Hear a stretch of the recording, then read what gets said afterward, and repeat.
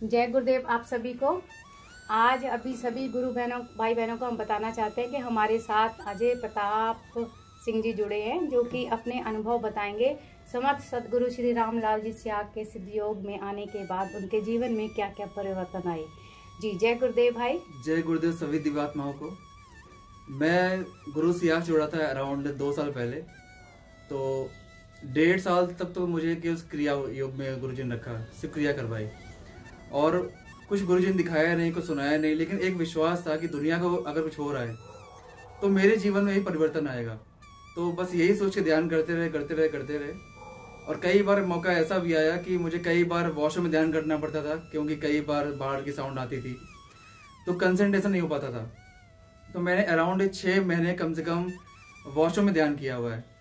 लोग बोलते हैं कि ध्यान जैसे बाकी ध्यान की बात करें तो लोग बोलते हैं ये नाद धो के करना चाहिए, ऐसे करना चाहिए, वैसे करना चाहिए, लेकिन गुरु स्याग योग में ऐसा कोई भी बाउंडेशन नहीं है, किसी भी टाइमिंग की बाउंडेशन नहीं है, किसी भी चीज की बाउंडेशन नहीं है।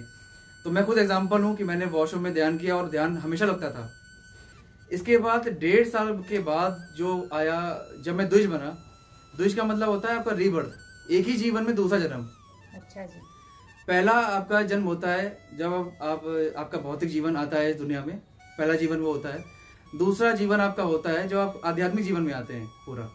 तो वो 1.5 साल बाद आया और ये डेट थी 24 नवंबर, जिस दिन गुरु जी जन्मदिन होता है। अरे वाह। तो उस दिन मैं द्विज बना। और मुझे कैसे मालूम पड़ा कि मैं द्विज बना? मुझे 3-4 महीने पहले से ही ध्यान के टाइम पर होता था कि मेरा दूसरा जन्म होगा। अच्छा। अब मैं सोचा करता है दूसरा जन्म कैसे हो सकता है जब ऑलरेडी मैं जन्म हो चुका है। दूसरा जन्म का मतलब क्या है?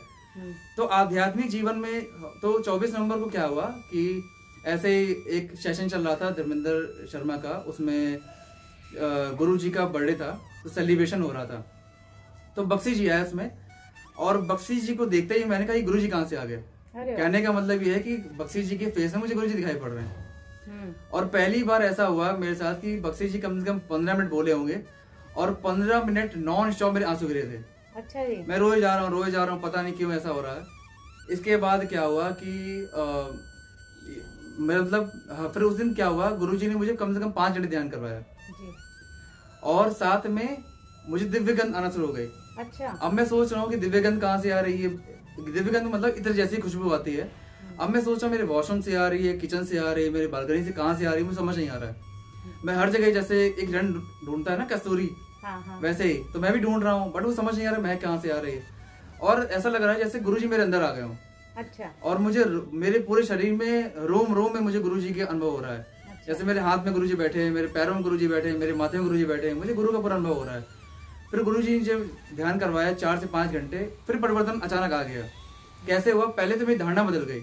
अच्छा। धारणा क्या बदली कि मेल और फीमेल में डिफरेंस खत्म कर दिया गया मेरे अंदर से। अच्छा। अब कोई मेल फीमेल नहीं है, वो दुनिया के लिए होगा। अंदर से एक आत्मा है जिसमें उसके लिए मेल और फीमेल कुछ नहीं होता। पहला डिफरेंस ही खत्म किया गया।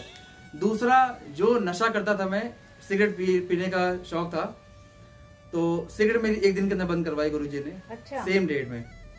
कैसे बंद करवाई?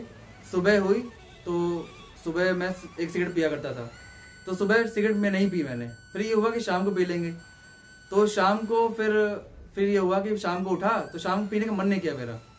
इसके बाद दिल्ली में पड़ता बंगला साहब, तो बंगला साहब चला गया, तो सोचा वहां पी लेंगे। तो वहां पर गया तो सारी शॉप बंद थी। इवन कैनॉट प्लेस में एक शॉप खुलती है जो हमेशा खुलती है, उस दिन वो शॉप बंद थी। इसके बाद तो वहां से मैं लौट कर आ गया। इसके बाद सोचा MG रोड में शॉप मिलेगी, तो MG रोड की भी शॉप बंद थी। इसके बाद मेरे घर के पास एक शॉप खुलती है जो वो रात में खुलती है, अराउंड 11 बजे के बाद रात में। पहली बार इत्तेफाक था कि पहली बार वो दुकान भी बंद थी। अच्छा। तो मुझे लगा हो सकता है कि जो उसका वेंडर है अंदर बैठा हो, तो मैं अंदर झांकने गया। नशा तो नशा ही होता है ऐसे। तो मैं अंदर देखने गया तो अंदर भी नहीं मिला मुझे। हम कहा चलो आज किस्मत में सिगरेट नहीं लिखी मेरे। इसके बाद मेरे घर के जस्ट नीचे एक शॉप खुलती है जो 24 घंटे खुलती है, वो शॉप भी बंद थी उस दिन। अरे वाह। तो कहने का मतलब वो पूरा दिन निकल गया बिना सिगरेट के जी। अब रात के 1 बज चुके थे। अब ये था कि 5 घंटे और बचे हुए, 6 बजे सिगरेट शॉप खुल जाएगी जी। तो मैं सुबह नीचे गया 6 बजे, बस सिगरेट लेकर आ गया 2। इसके बाद क्या हुआ, मैंने सिगरेट का पहला कश मारा तो मेरे मुंह से खांसी आ गई। अच्छा। अब खांसी आ गई तो मैंने सोचा हाँ। इसके बाद मैं सिगरेट को देख रहा हूँ ऐसे, सिगरेट मुझे देख रही। अच्छा। और इसके बाद मैंने सिगरेट बुझा दी, मैं रख दी। अच्छा। ये शाम को पियेंगे। शाम आ गई, सिगरेट दोनों रखी थी, पता ही मन में क्या थॉट आया, सिगरेट दोनों उठाई मैंने और डस्टबिन डाल दिया आगे। अच्छा। वो आखिरी दिन था, इसके बाद मैंने कभी सिगरेट टच नहीं किया। अच्छा, मन ही नहीं किया फिर अंदर से कभी? इसके बाद क्या हुआ, 2 दिन बाद मैं फिर गया शॉप में, तो एक बंदा कोई सिगरेट पी रहा होगा, तो उसकी महक से मुझे ऐसा फील हुआ जैसे मैं इससे दूर चला जाऊं। अच्छा। वो मुझे उसकी महक चुभ रही थी सिगरेट की। अच्छा। मतलब कहने का मतलब उससे नफरत हो गई मुझे। यानी अंदर से आपके ये भाव आ गए कि सिगरेट आपके शरीर से और शरीर से भी निकल गई है। बिल्कुल। मतलब मैंने सिगरेट नहीं छोड़ी, सिगरेट ने मुझे छोड़ा। हाँ। कहने का मतलब ये है, जैसा गुरुजी बोलते हैं हमेशा। जी जी।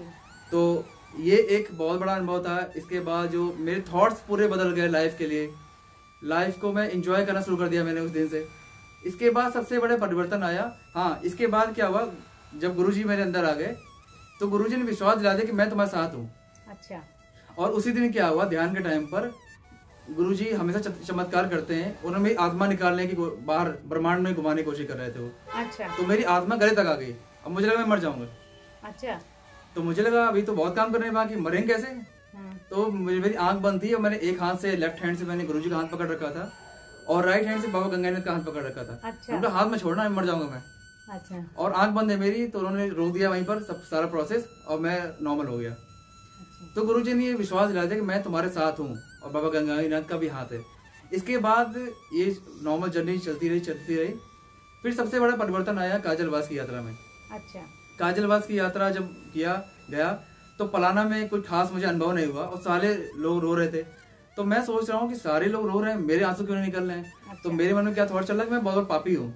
अच्छा। मैंने बहुत पाप कर रखे, मेरे आंसू नहीं निकल रहे हैं, बाकी सारे रो रहे हैं। तो मुझे लगा ये सारी पुण्यात्मा है और मैं एक पापी बैठा हूँ यहाँ पर। अच्छा।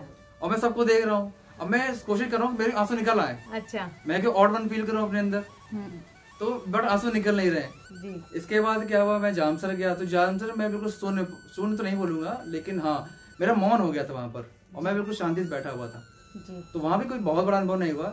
इसके बाद क्या हुआ, काजलवास में नहीं जाना चाह रहा था जी। तो काजलवास में नाथों ने खुद बुलाया कैसे, क्योंकि मेरी 3-4 टिकट कैंसिल हुई थी जी। मुझे मालूम नहीं था काजलवास में एक्चुअली में है क्या। मुझे था कि कोई समाधि होगी वहां पर ऐसे नॉर्मल सी, ऑलरेडी मैं बहुत समाधि घूम चुका था जी। तो जब काजलवास गया तो एक रूम है आश्रम में ही, जहाँ पर गुरुजी ने साक्षात बोला था कि जब भी कोई इंसान, जो भी कोई साधक यहाँ पर आएगा तो मुझे साक्षात पाएगा जी। तो मैं जैसे ही गया उसके अंदर, तो जैसे मुझे गुरुजी ने अपने आप पकड़ लिया मुझे जी उस शेयर में। आपने महसूस किया? हाँ, मैंने महसूस किया जी। इसके बाद मेरे आंसू निकलना चालू हो गए। अच्छा। जो मैं आंसू निकलने की वहाँ कोशिश कर रहा था, मेरे आंसू यहाँ पर गिरे। अच्छा। और बिना कोशिश करे। तो मुझे गुरुजी ने ऐसा दिलाया मैं यहाँ बैठा हुआ हूँ। अच्छा। इसके बाद उसी आश्रम में जहाँ गुरुजी की चरण पादुका रखे हैं, जैसे मैंने माथा टेका उनके चरण पादुका में, और चरण पादुका मेरे हाथ पे आ गए और वो मैंने अपने सर पे रख लिए। अच्छा। और जैसे ही सर पे रखे तो ऐसी वर्षा हुई एनर्जी की जैसे मैं भीग गया हूँ उसे पूरा। अच्छा। एनर्जी बहुत ज्यादा फील हुई। अच्छा। तो कहने का मतलब ये है कि गुरुजी तो काजलवास में गुरुजी की चरण पादुकाएं आज भी हैं। बिल्कुल बिल्कुल वहाँ पर हैं। तो उनके साक्षात दर्शन होते हैं, उनको चरण स्पर्श कर सकते हैं हम। बिल्कुल बिल्कुल। अच्छा। हर इंसान चरण स्पर्श कर सकता है और गुरुजी का एहसास कर सकता है। सबसे बड़ी बात ये है, जो लोग सोचते हैं ना सिर्फ गुरुजी पलाना बैठे हैं। जो पादुकाएं जो हमारे गुरु के हमेशा चरणों में रही हैं वो वहाँ पर है, तो साक्षात गुरुजी के चरण भी वहाँ पर हैं। बिल्कुल बिल्कुल बिल्कुल जी। और वहाँ पर हर एक साधक महसूस कर सकता है उनकी ऊर्जा। इसके बाद जब मैं काजलवास गया तो काजलवास में भावना जी की समाधि है जी। तो जब पहली बार मैं गया तो मैं चिपक गया उनसे आगे। चिपक गया से मतलब? चिपक गया मतलब उनके सीढ़ियाँ थी, सीढ़ी ऊपर अपने चढ़ गया ध्यान के टाइम पर और उनके ऊपर लेट गया मैं। अच्छा। और मैं उठने की कोशिश कर रहा हूँ, उठ नहीं पा रहा हूँ। अच्छा। मैंने एक हाथ से शिवलिंग पकड़ रखा है और एक हाथ से नंदी है वहाँ पर रखी हुई, तो एक हाथ से उसको पकड़ रखा है मैंने, और मैं चाह रहा हूँ उठ जाऊँ लेकिन उठ नहीं पा रहा हूँ मैं जी।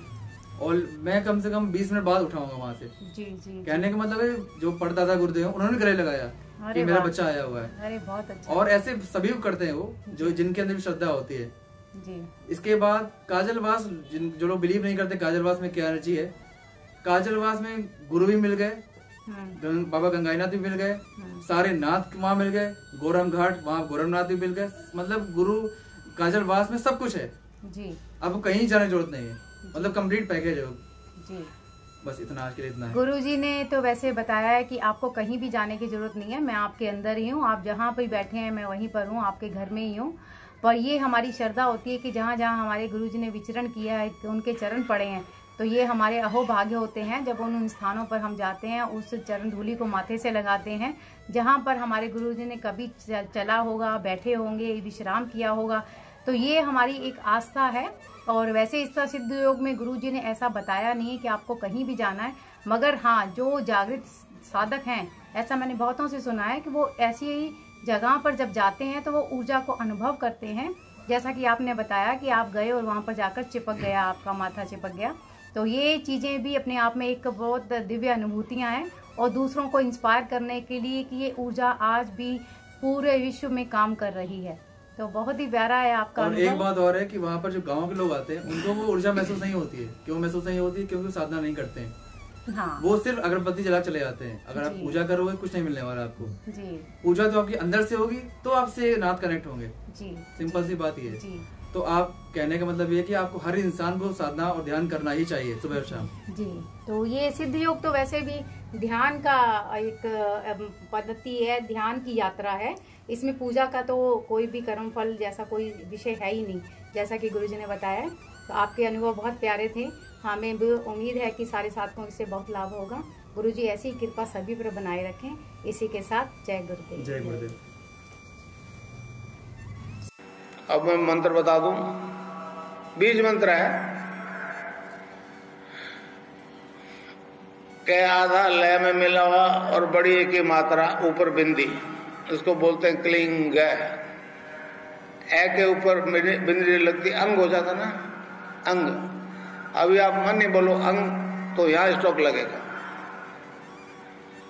और इस क्लिंग में बार बार अंग आता है। एक क्लिंग लय नहीं बनती थी, हमारे ऋषियों ने उसको जपने का तरीका बताया। Cling Krishna cling, cling Krishna cling, cling Krishna cling. इसमें राधा तत्व है, वो सांसारिक सुख देगी, कृष्ण है वो मोक्ष देगा। बाकी आराधना में भोग है तो मोक्ष नहीं, मोक्ष भोग नहीं। एक गीता वाला निष्काम कर्मी हो गया, समझे? तो इसको जपना है। राउंड निकलो, क्लिंग कृष्ण क्लिंग।